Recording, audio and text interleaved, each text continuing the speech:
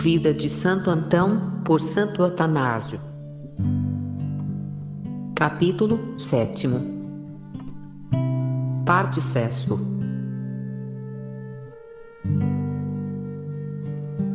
Parágrafo 1º. Visões.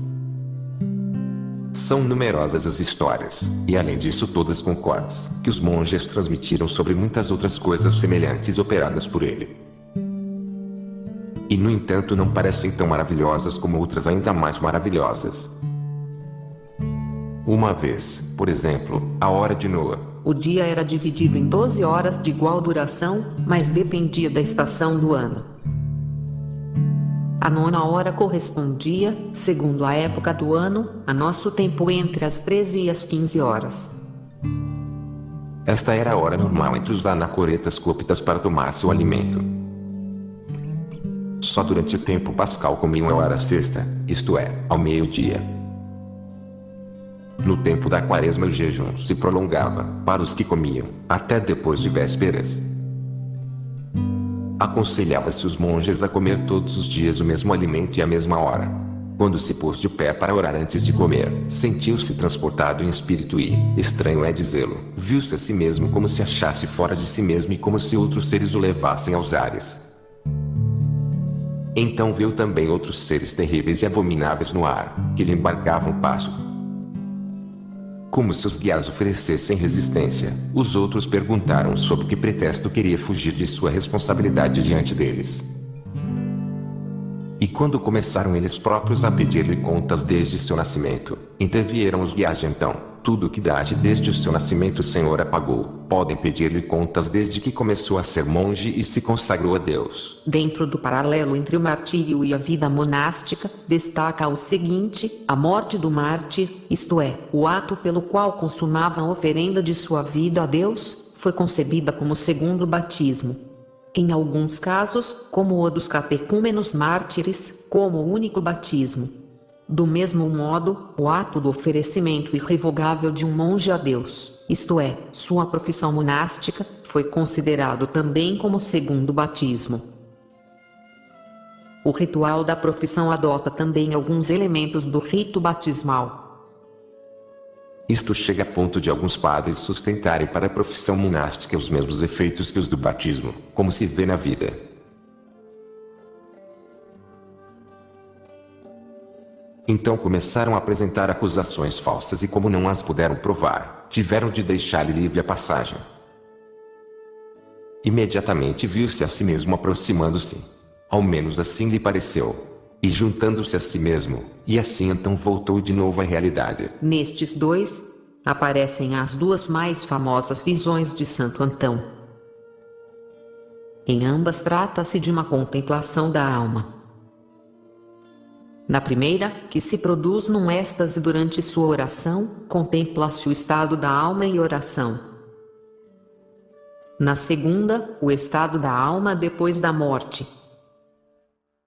No fundo, ambas supõem a mesma concepção sobre o ambiente e função dos demônios e identificam o estado de oração mística, a posse definitiva da visão beatífica. Aquele é a antecipação terrena desta, por certo provisória, mas sujeita às mesmas dificuldades em sua consecução.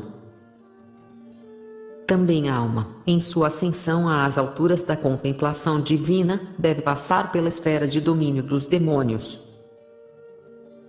Só se é pura pode conseguir a união com Deus na oração perfeita. Esquecendo-se então de comer, passou todo o resto do dia e toda a noite suspirando e orando. Estava abismado de ver contra quantos inimigos devemos lutar e que trabalhos se tem para abrir passagem pelos ares. Lembrou-se de que é isto que diz o apóstolo, de acordo com o príncipe das potências do ar. Efésios 2,2. Aí está precisamente o poder do inimigo que peleja e trata de deter os que intentam passar. Por isto mesmo o apóstolo dá também sua especial advertência: tomem a armadura de Deus que os faça capazes de resistir no dia mau.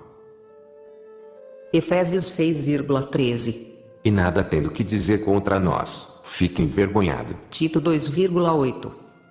E nós que aprendemos isto, recordemos o que mesmo apóstolo diz: se fui levado em meu corpo ou fora dele, não sei, Deus o sabe.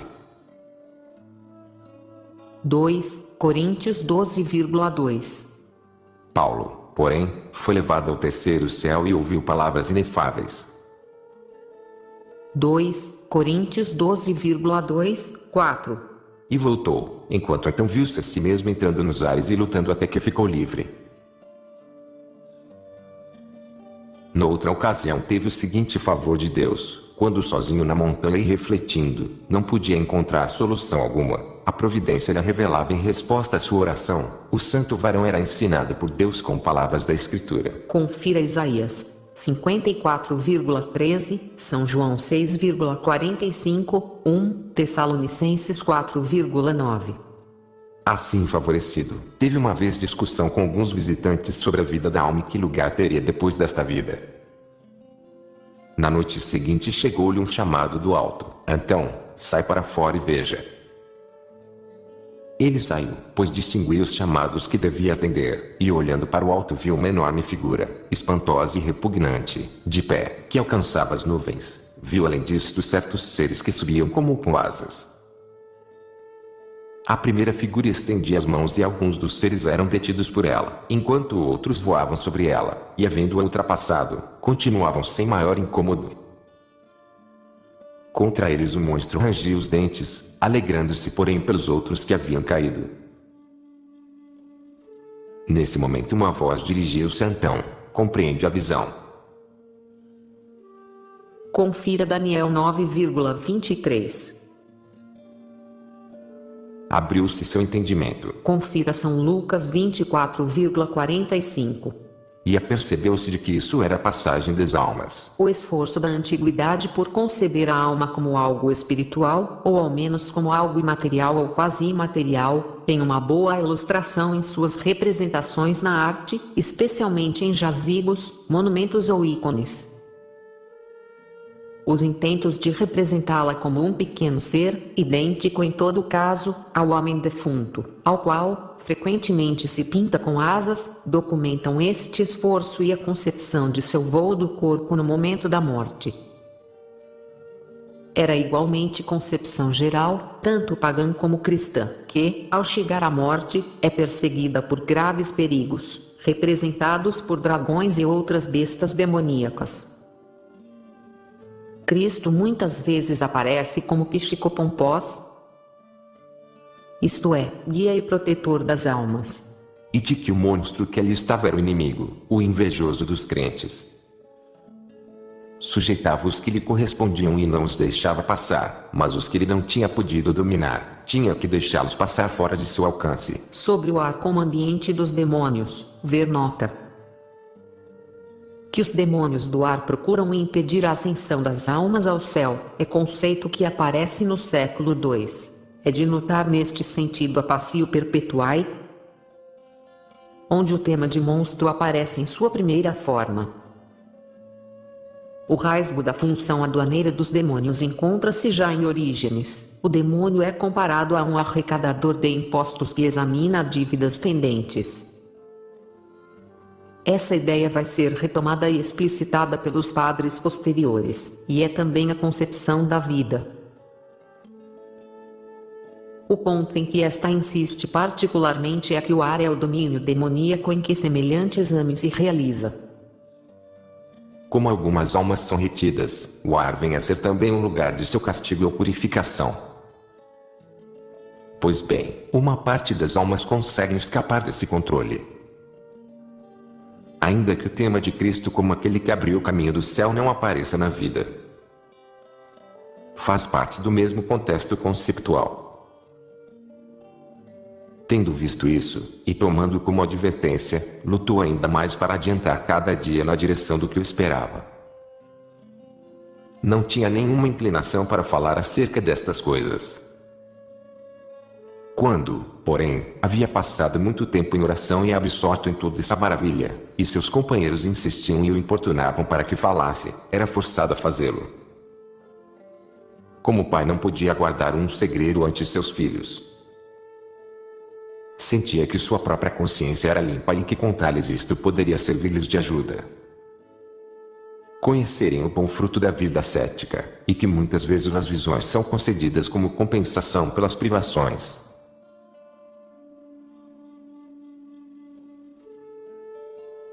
Parágrafo 2º. Devoção de então aos ministros da Igreja. Equanimidade de seu caráter. Era paciente por disposição e humilde de coração. Sendo homem de tanta fama, mostrava, no entanto, o mais profundo respeito aos ministros da Igreja, e exigia que a todo o clérigo se desse maior honra do que a ele. O movimento monástico é fundamentalmente um movimento leigo. Na época de Santo Atanásio eram pouquíssimos os monges que estavam em algum grau de hierarquia eclesiástica. No entanto, em muitas das colônias de anacoretas o sacerdote da Igreja Central parece haver gozado de certa autoridade. A existência de monges clérigos explica-se por uma dupla razão. De um lado, havia clérigos que se tornavam monges. De outro, a necessidade de contar com os sacerdotes para as celebrações litúrgicas obrigou os monges a providenciar a ordenação de alguns dentre eles para o serviço pastoral. De qualquer modo, ainda era isto excepcional no monaquismo primitivo. De fato, São Pacômio preferia ir à igreja paroquial ou convidar um sacerdote secular a celebrar no mosteiro, em lugar de deixar seus monges ordenarem-se. Não se deve ver nisto um desprezo pelo ministério sacerdotal, mas o temor de perder o valor próprio de sua vida ascética pelas responsabilidades pastorais de uma vida sacerdotal consequente. Santo Atanásio mesmo preocupou-se em dissipar alguns escrúpulos em monges aos quais desejava confiar o episcopado. Indiretamente reprova querer desprezar o estado clerical como inferior em perfeição ao monástico. Um sínodo de Saragoça em 380, contra os priscilianistas, prescreve que um clérigo que se faça monge por orgulho, supondo ser esta uma observância melhor da lei, deve ser excomungado. A insistência de Santo Atanásio ao apresentar esse rasgo edificante de Santo Antão é alusão indubitável à existência real de um certo menosprezo pelos clérigos nos ambientes monásticos que conheceu ou frequentou. Isto vai ser um ponto de atrito constante ao longo da história da Igreja, com as disputas medievais entre seculares e regulares, até as modernas discussões sobre o sacerdócio dos monges e sobre o valor da vida retirada. É interessante notar que nas controvérsias que nos séculos XI a XII se opuseram beneditinos e cônegos regulares, Santo Antão foi invocado por ambos os lados. Não se envergonhava de inclinar a cabeça diante de bispos e de sacerdotes.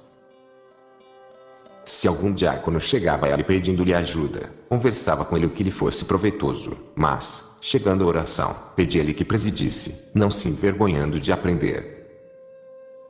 De fato, muitas vezes propôs questões inquirindo os pontos de vista de seus companheiros, e se tirava proveito do que dizia o outro, mostrava-se grato.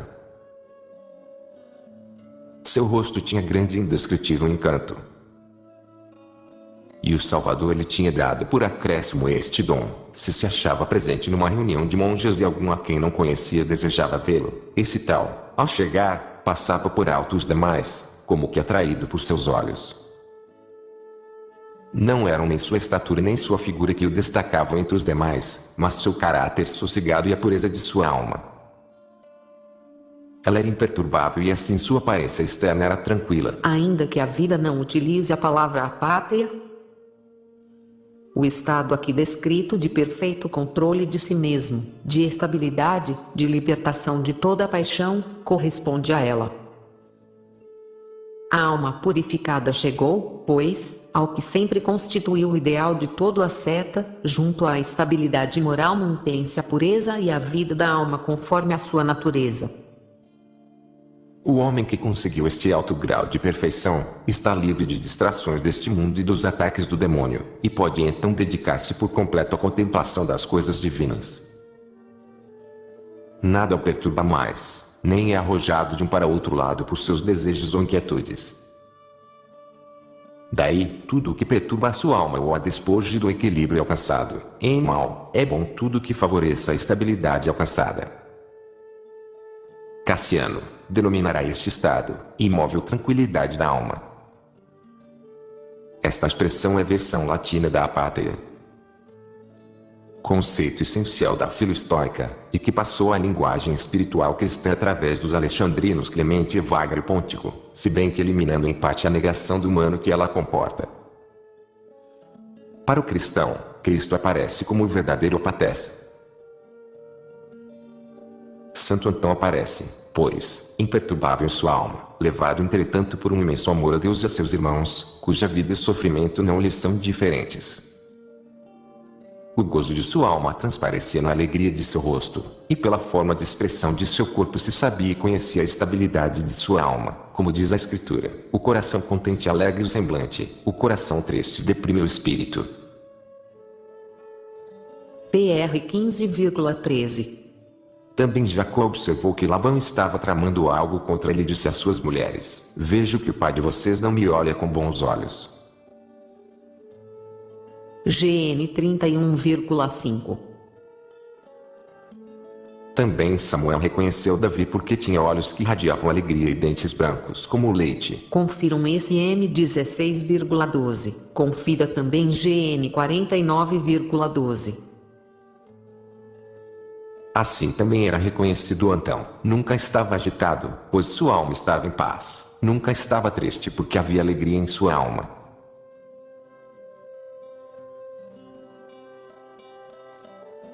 Parágrafo 3º.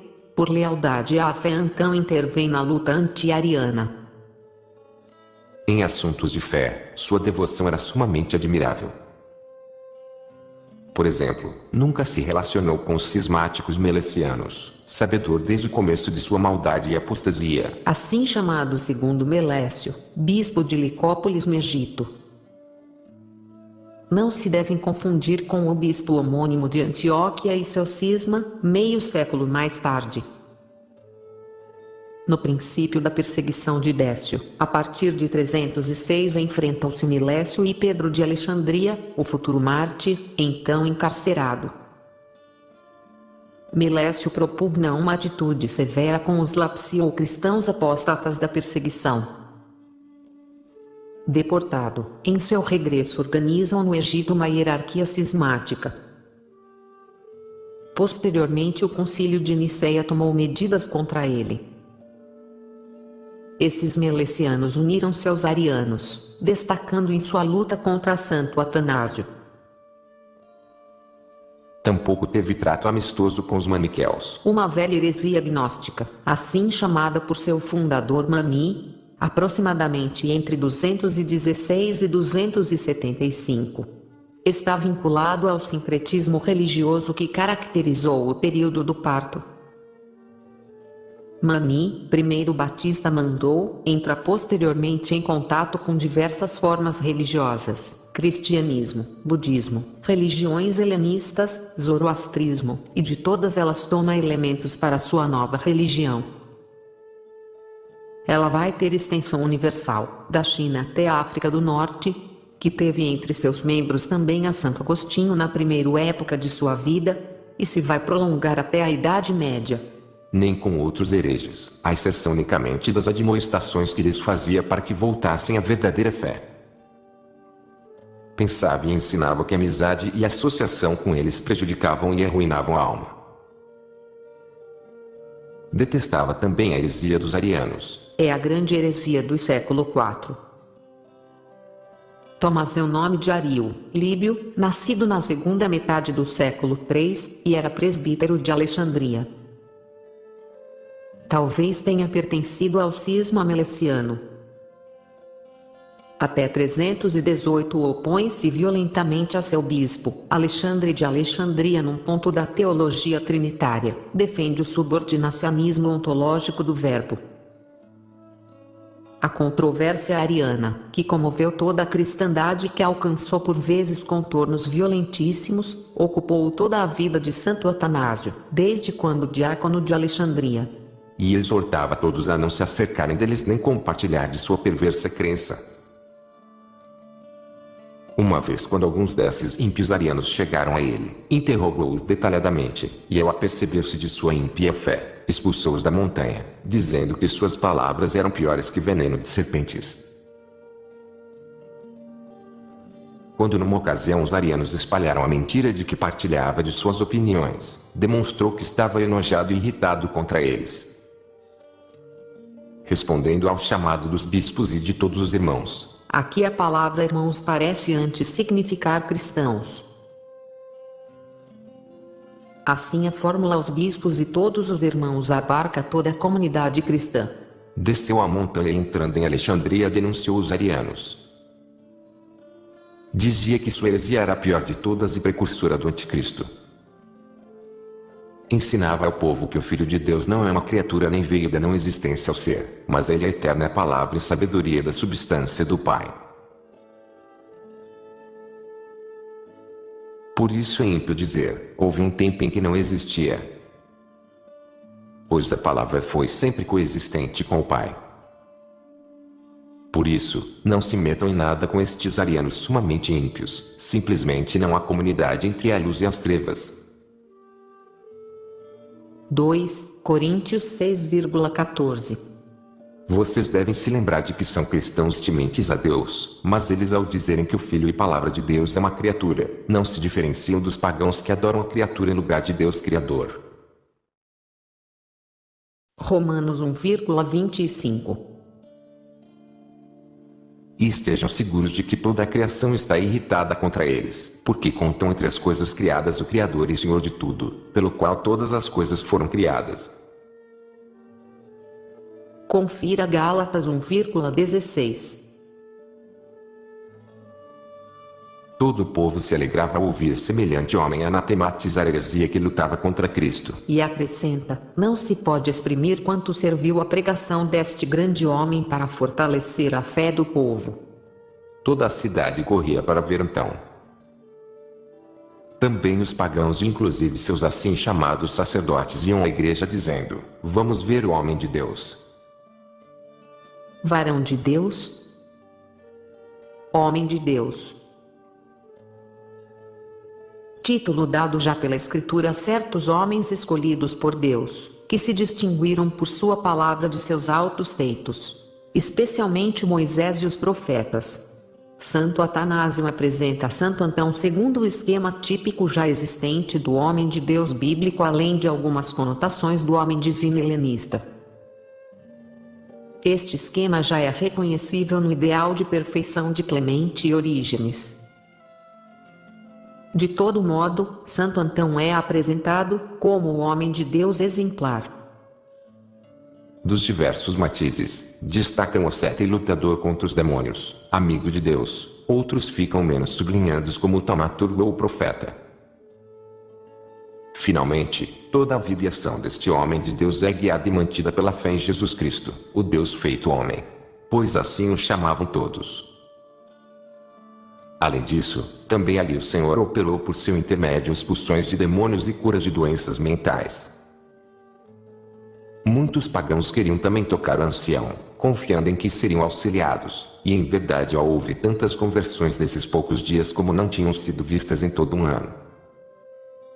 Alguns pensaram que a multidão o incomodava e por isso trataram de afastar todos dele, mas ele, sem se molestar, disse, toda essa gente não é mais numerosa do que os demônios contra os quais temos que lutar na montanha.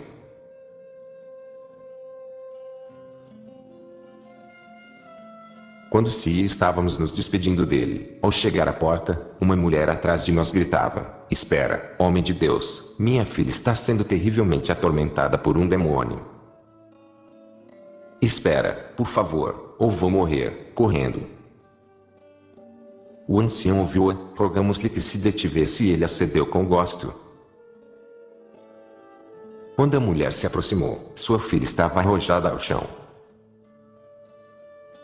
Então orou e invocou sobre ela o nome de Cristo. A moça levantou-se sem o espírito impuro a deixou. A mãe louvou a Deus e todos renderam graças.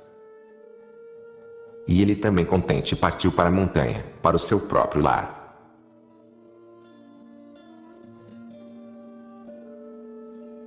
Parágrafo 4º. A verdadeira sabedoria. Tinha também um grau muito alto de sabedoria prática. O admirável era que, ainda que não tivesse educação formal, literalmente, não tendo aprendido as letras, Será esta uma afirmação realmente histórica?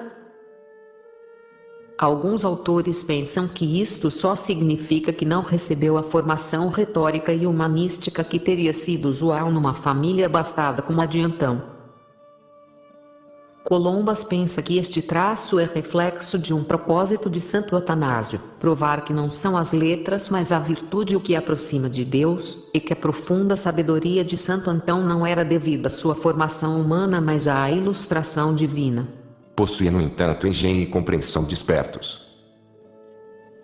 Um exemplo: uma vez chegaram a ele dois filósofos gregos, pensando que podiam divertir-se com Antão.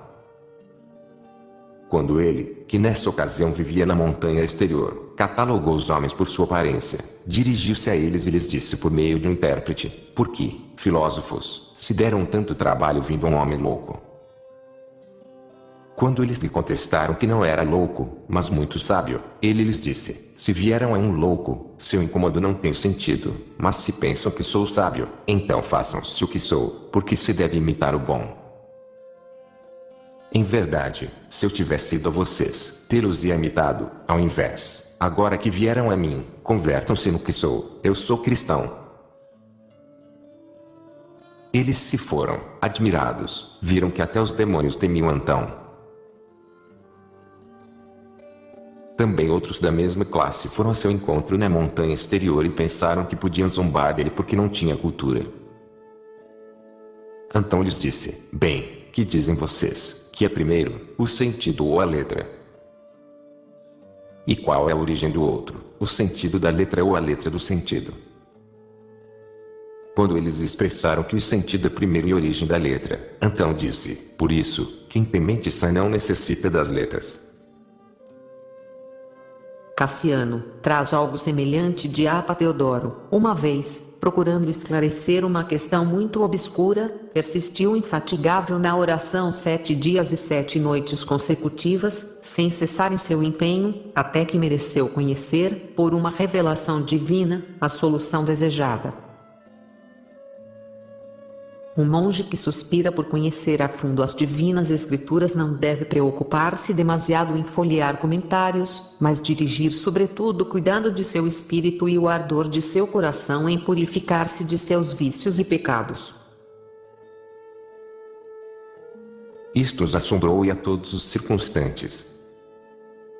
Foram-se admirados de ver tal sabedoria num homem iletrado, que não tinha as maneiras grosseiras de quem viveu e envelheceu na montanha, mas era um homem simpático e cortês. Seu falar era sazonado com a sabedoria divina. Confira CL 4,6. De modo que ninguém lhe tinha má vontade, mas todos se alegravam de haver ido em sua procura. E por certo, depois destes vieram outros. Eram daqueles que entre os pagãos têm reputação de sábios. Pediram-lhe que suscitasse uma controvérsia sobre nossa fé em Cristo. Quando procuravam arguir com sofismas a partir da pregação da divina cruz, a fim de zombar, Antão guardou silêncio por um momento e, compadecendo-se primeiro da ignorância deles, disse logo por um intérprete que fazia excelente tradução de suas palavras, que é melhor confessar a cruz ou atribuir adultérios e pederastias aos assim chamados deuses. Pois manter o que mantemos é sinal de espírito viril e denota desprezo da morte, enquanto que o que vocês pretendem só fala de paixões desenfreadas. Outra vez, que é melhor, dizer que a palavra de Deus imutável permaneceu a mesma ao tomar corpo humano para a salvação e bem da humanidade, de modo que a compartilhar o nascimento humano pôde fazer os homens participantes da natureza divina e espiritual. Confira 2 Pedro 1,4. Ou colocar o divino no mesmo nível que os seres insensíveis e adorar por isso a bestas e répteis e imagens de homens. Precisamente esses são os objetos adorados por seus homens sábios. Com que direito vem rebaixar-nos porque afirmamos que Cristo apareceu como homem, sendo que vocês fazem provir a alma do céu, dizendo que se extraviou e caiu da abóbada do céu ao corpo?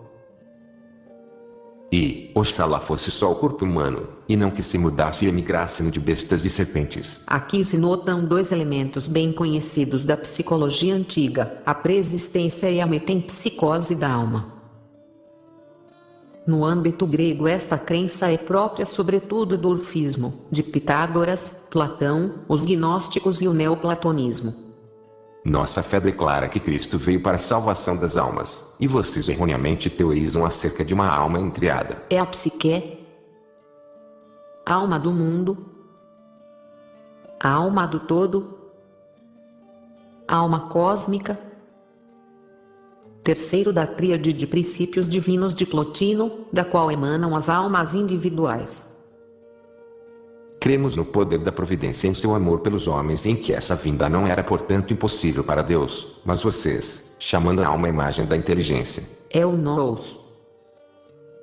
Segundo da tríade plotiniana, imputam-lhe quedas e fabricam mitos sobre sua possibilidade de mudança. Em verdade, na doutrina plotiniana, o princípio emanantista permite a identificação da alma e as almas só até certo limite. Como consequência, faz imutável a mesma inteligência por causa da alma, pois enquanto imagem deve ser aquilo de que é imagem. Se vocês, entretanto, pensam semelhantes coisas acerca da inteligência, recordem-se de que blasfemam do Pai da inteligência. É o primeiro princípio da tríade de Plotino, chamado também uno, absoluto.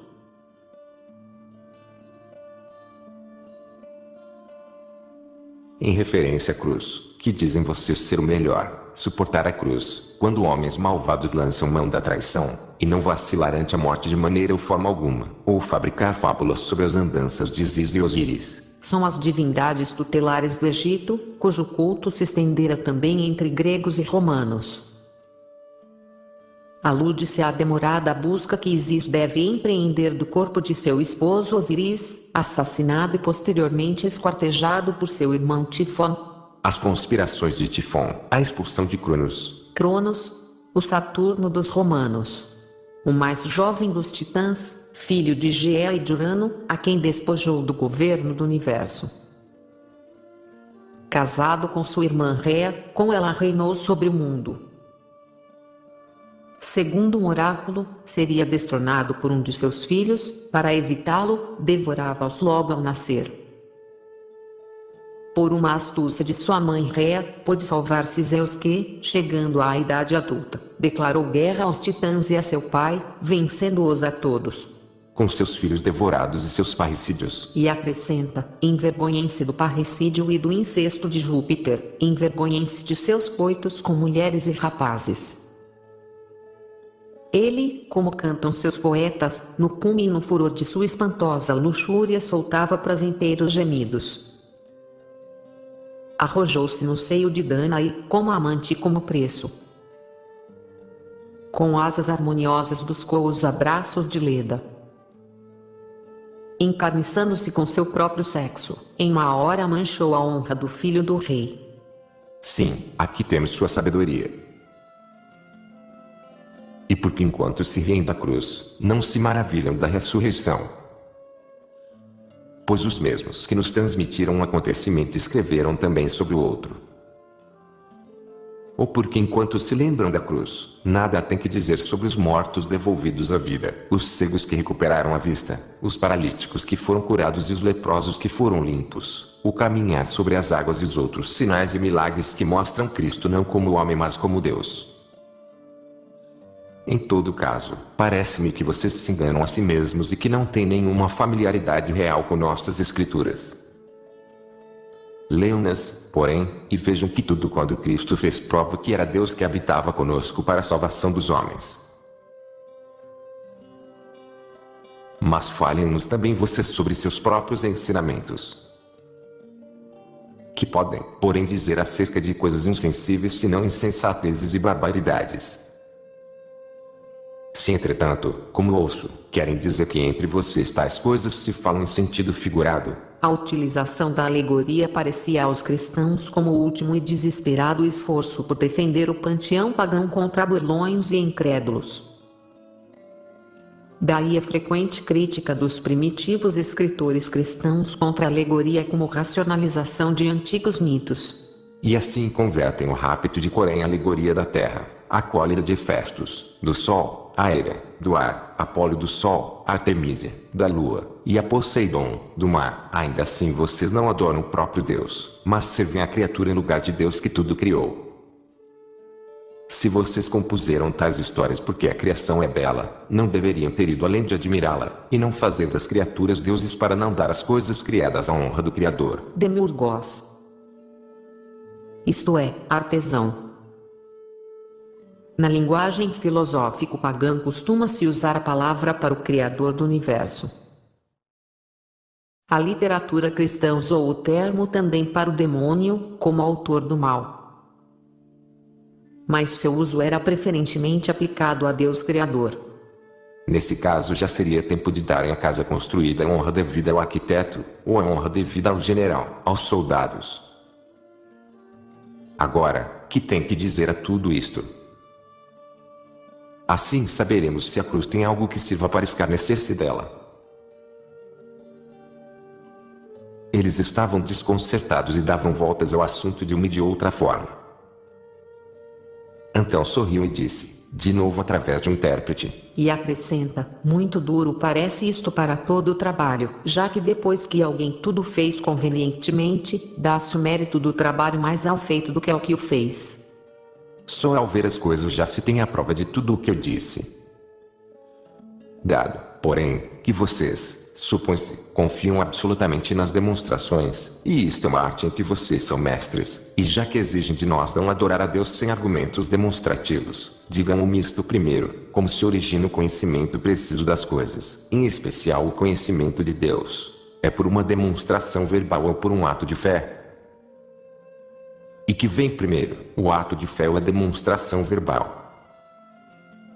Quando replicaram que o ato de fé precede e que isto constitui um conhecimento exato, disse então, bem respondido.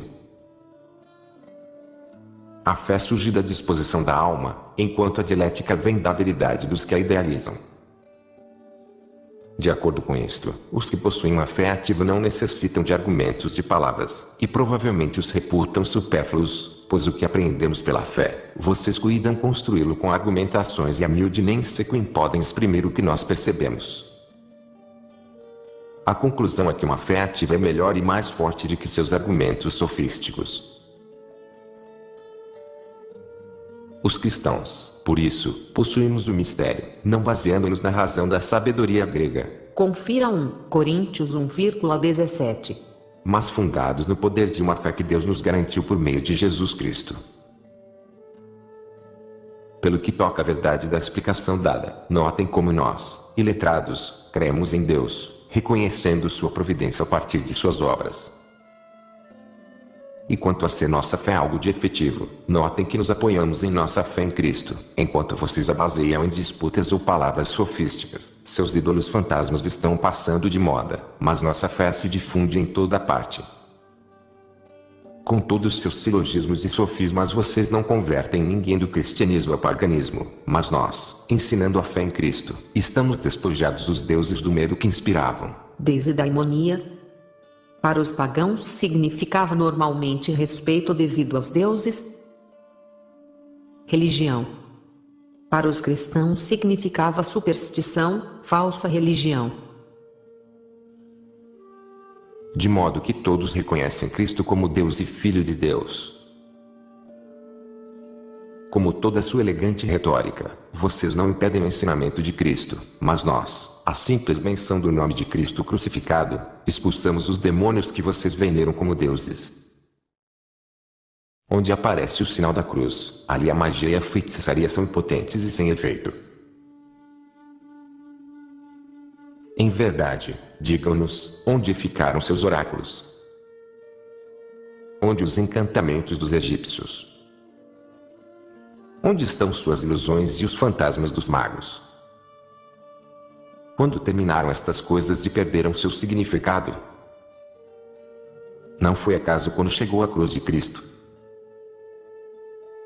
Por isso, será ela que merece o desprezo e não, antes, o que ela deitou abaixo, demonstrando sua impotência. Também é notável o fato de que jamais a religião de vocês foi perseguida, ao contrário, em todas as partes goza de honra entre os homens. Mas os seguidores de Cristo são perseguidos, e sem embargo é a nossa causa que floresce e prevalece e não a sua. Com toda a tranquilidade e proteção do que goza, sua religião está morrendo, enquanto a fé e o ensinamento de Cristo, desprezados por vocês e frequentemente perseguidos pelos governantes, encheram o mundo. Em que tempo resplandeceu tão brilhantemente o conhecimento de Deus?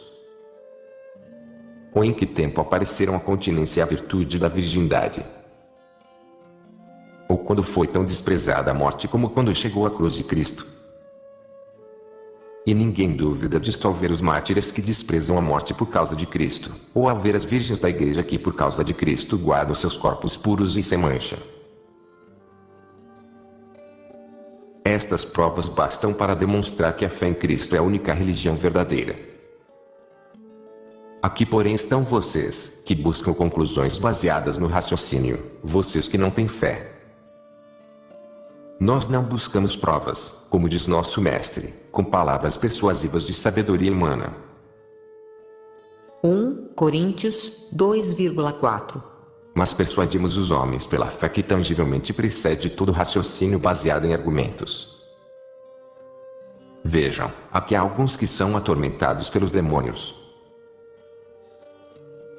Estes eram gente que tinham vindo para vê-lo e sofriam por causa dos demônios, fazendo-os adiantar-se. Disse, pois bem, curem-nos com seus silogismos ou com qualquer magia que desejem, invocando a seus ídolos, ou então, se não podem, deixem de lutar contra nós e vejam o poder da cruz de Cristo.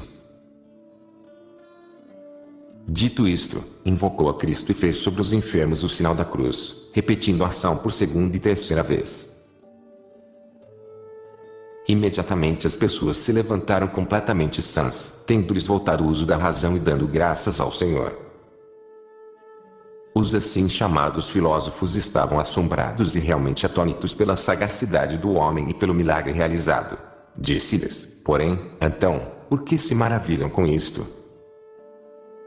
Não somos nós, mas Cristo quem age através do que nele creem. Creiam vocês também e verão que não é palavreado e sim fé que pela caridade opera para Cristo. Confira Gálatas 5,6. Se vocês também abraçam isto, não necessitarão andar buscando argumentos da razão, mas verão que a fé em Cristo é suficiente. Assim falou Antão. Quando partiram, admiraram-no, abraçaram-no e reconheceram que os havia ajudado.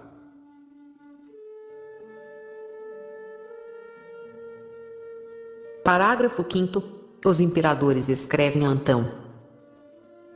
A fama de Antão chegou aos imperadores. Quando Constantino Augusto e seus filhos Constâncio Augusto e Constante Augusto ouviram estas coisas, escreviam-lhe como a um pai, rogando-lhe que lhe respondesse. Ele, no entanto, não deu muita importância aos documentos nem se alegrou pelas cartas, continuou mesmo que antes de lhe escrever o imperador. Quando lhe levaram os documentos, chamou-os e disse, não se devem surpreender se o imperador nos escreve, porque o homem, deveriam surpreender-se é de que Deus haja escrito a lei para a humanidade e nos tenha falado por meio de seu próprio Filho. Em verdade, nem queria receber as cartas, dizendo que não sabia que responder. Os monges, porém, persuadiram-no manifestando-lhe que os imperadores eram cristãos e que se ofenderiam de ser ignorados. Então acedeu a que lhes lessem. E respondeu, recomendando-lhes que prestassem culto a Cristo e dando-lhes o saudável conselho de não apreciar demasiado as coisas deste mundo, mas antes recordando o juízo futuro, e saber que só Cristo é o Rei verdadeiro e eterno. Rogava-lhes que fossem humanos e atendessem à justiça e aos pobres. E eles ficaram felizes ao receber sua resposta. Por isso era amado por todos, e todos desejavam tê-lo como pai.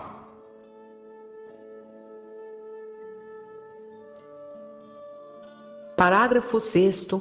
Antão prediz os estragos da heresia ariana. Argumentando assim de si mesmo, e contestando assim aos que o buscavam, voltou à montanha interior. Continua observando suas costumadas práticas ascéticas, e muitas vezes, quando estava sentado ou caminhando com visitantes, quedava-se mudo, como está escrito no livro de Daniel. Confira 4,16. Depois de algum tempo, retomava o que estivera dizendo aos irmãos que o acompanhavam, e os presentes apercebiam-se de que havia tido uma visão, pois a miúde quando estava na montanha via coisas que aconteciam até no Egito, como confessou ao bispo Serapião. São Serapião foi superior de uma colônia de anacoretas antes de chegar a ser bispo de Timuís no Baixo Egito. Segundo os testemunhos dos historiadores cristãos, foi homem de grande santidade e saber. Atribui-lhe o sobrenome de Scholasticus. E diz-lhe escreveu um tratado contra os manicas, um sobre os títulos dos samos e várias cartas. Em patrologia grega, 40 conservam-se uma carta ao Dóxio e outra aos monges, além dos fragmentos de seu trabalho contra os maniques. A obra mais conhecida que se lhe atribui é o Ecológio Sacramentário. É uma coleção de 30 orações litúrgicas de grande importância para a história da liturgia cristã antiga. Sendo amigo de Santo Atanásio, viu-se envolvido na controvérsia ariana. Foi também expulso de sua sede episcopal, quando este se encontrava na montanha interior e viu então em transe de visão. Numa ocasião, por exemplo, enquanto estava sentado trabalhando, tomou a aparência de alguém que estivesse em êxtase e se lamentava continuamente pelo que via. Depois de algum tempo voltou a si, lamentando-se e tremendo, e se pôs a orar prostrado, ficando longo tempo nessa posição. E quando se endireitou, o ancião estava chorando. Agitaram-se então os que estavam com ele, alarmaram-se muitíssimo, e lhe perguntaram o que se passava, urgiram-no por tanto tempo que o obrigaram a falar. Suspirando profundamente, disse: Filhos meus, seria melhor morrer antes que se sucedam as coisas que vi. Fazendo-lhe mais perguntas, disse entre lágrimas: a ira está a ponto de golpear a igreja, e ela está a ponto de ser entregue a homens que são como bestas insensíveis. Vi a mesa da casa do Senhor e havia mulas em torno, rodeando-a por todas as partes e dando coices com seus cascos em tudo o que havia nela, tal como o escoicear de uma tropa que golpeia desenfreada. Vocês ouviram seguramente como eu me lamentava. É que ouvi uma voz que dizia: meu altar será profanado.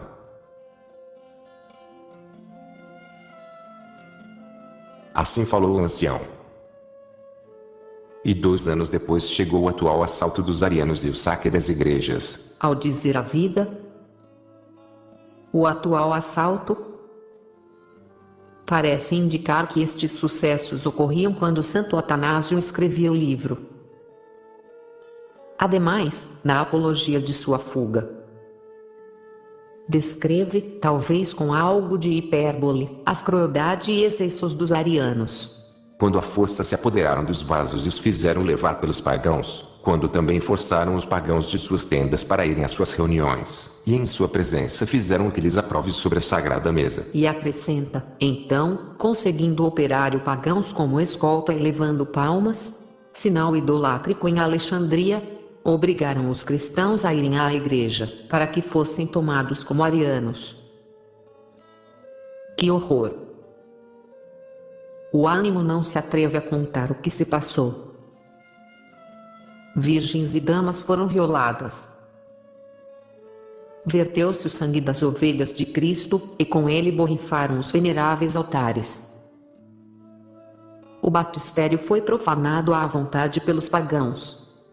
Todos então nos apercebemos que o escolcear de mulas predito por Antão, era o que os arianos estão fazendo como bestas brutas. Quando teve esta visão, consolou a seus companheiros: não percam a coragem, meus filhos, pois ainda que o Senhor esteja irritado, nos restabelecerá depois.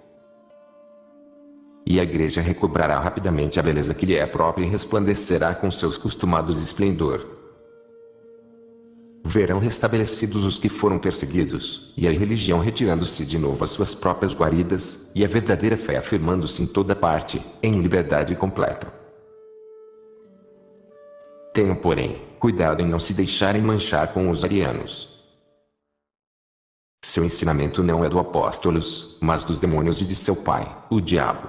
É estéril e irracional, e falta-lhe inteligência, tal como as mulas lhes falta o entendimento. Esta comparação dos arianos com as mulas é característica da linguagem da época, e reflete o conceito que Santo Atanásio tinha dos hereges.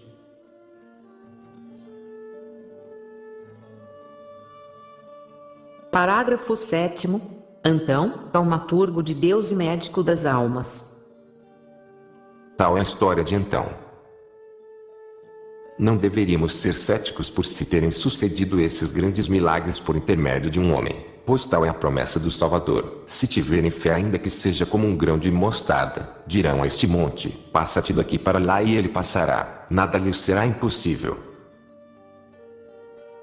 São Mateus 17,20. E também, em verdade lhes digo, tudo o que pedirem ao Pai em meu nome, ele lhes dará. Peçam e receberão. São João 16:23 seguintes. É ele quem diz a seus discípulos e a todos os que nele creem: curem os enfermos. Lancem fora os demônios. De graça o receberam, grátis devem dá-lo. São Mateus 10,8. Então, pois, curava, não dando ordens, mas orando e invocando o nome de Cristo, de modo que para todos era claro que não era ele quem atuava, mas o Senhor que mostrava seu amor pelos homens, curando aos que sofriam, por intermédio de Antão. Este ocupava-se apenas da oração e da prática da ascese, e por esta razão levava sua vida na montanha, feliz na contemplação das coisas divinas, e pesaroso de que tantos o perturbassem e o forçassem a sair à montanha exterior. Os juízes, por exemplo, rogavam-lhe que descesse da montanha, já que para eles era impossível ir lá, devido ao grande número de gente envolta em pleitos. Pediram-lhe que fosse a eles para que pudessem vê-lo. Ele procurou livrar-se da viagem e rogou-lhes que o dispensassem de fazê-la.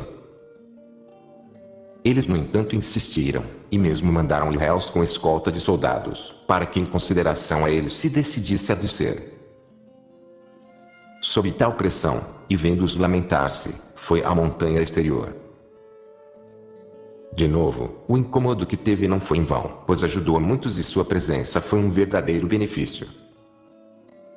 Ajudou os juízes, aconselhando-os a que dessem à justiça precedência sobre tudo mais, que temessem a Deus e que se recordassem de que seriam julgados com a mesma medida com que julgassem. São Mateus 7,2. Amava, porém, sua vida a montanhas acima de tudo. Uma vez importunado por pessoas que necessitavam de ajuda, e solicitado pelo comandante militar que enviou mensageiros a pedir-lhe que descesse, foi e falou algumas palavras acerca da salvação e a favor dos necessitados, e logo apressou-se a ir embora. Quando o duque Dux, do latim dux, era o título do comandante militar de uma ou várias províncias. Esse ofício foi criado pelo imperador Diocleciano, ao separar os poderes civis e militares, debilitando assim a autoridade dos prefeitos que até então exerciam ambos os poderes.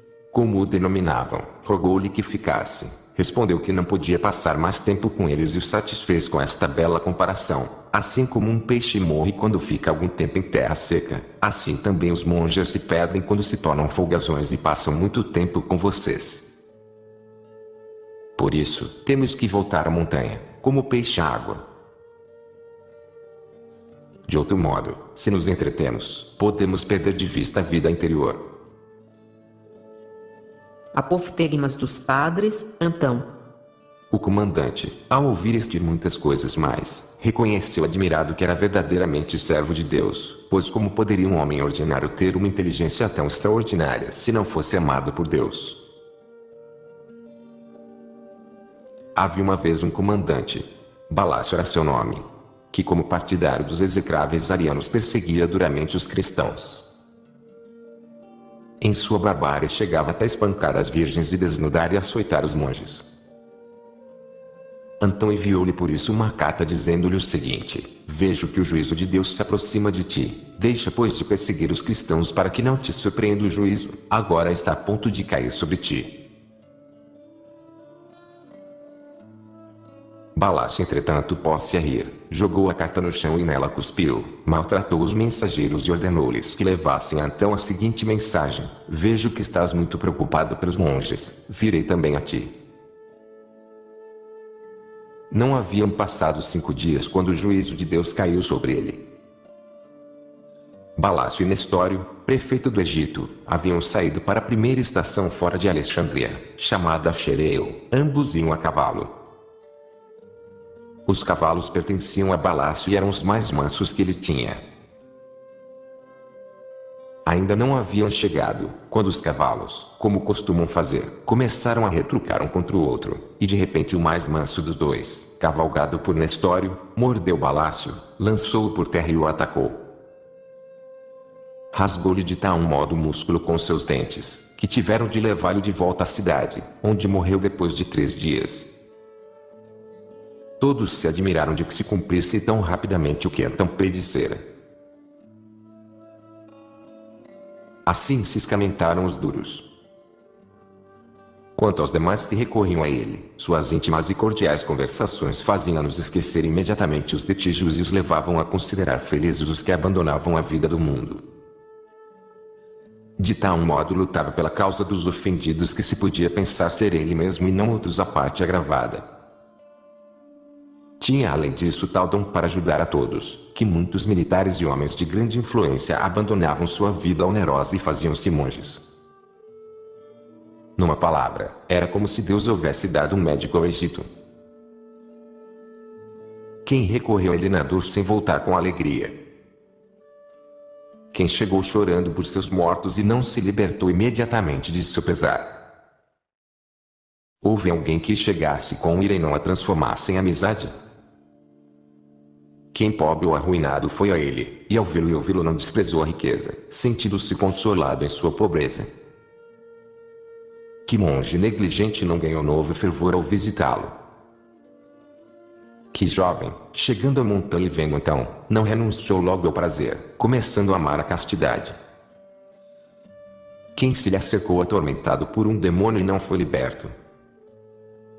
Quem chegou com a alma torturada e não encontrou a paz do coração? Era algo único, na prática cética de então, ter ele, como já foi dito, o dom do discernimento dos espíritos. Reconhecia seus movimentos e sabia muito bem em que direção seu esforço e ataque levava cada um deles. Não só ele próprio não foi enganado, mas alentando a outros que eram fustigados em seus pensamentos, ensinou-lhes como resguardar-se de seus desígnios, descrevendo a debilidade e os ardis dos espíritos que praticavam a possessão. Assim cada um se ia como que ungido por ele. Metáfora tomada da unção dos atletas nos jogos desportivos de gregos e romanos. E cheio de confiança para a luta contra os desígnios do diabo e de seus demônios. E quantas jovens que tinham pretendentes mas que viram então só de longe, e permaneceram virgens por Cristo. Muita gente chegava a ele de terras estranhas, e também eles recebiam ajuda como os demais, voltando como enviados em seu caminho por um pai. E em verdade, agora que já se foi, todos, como órfãos de pai, se consolam e se confortam só com sua recordação, guardando ao mesmo tempo com carinho suas palavras de admoestação e de conselho.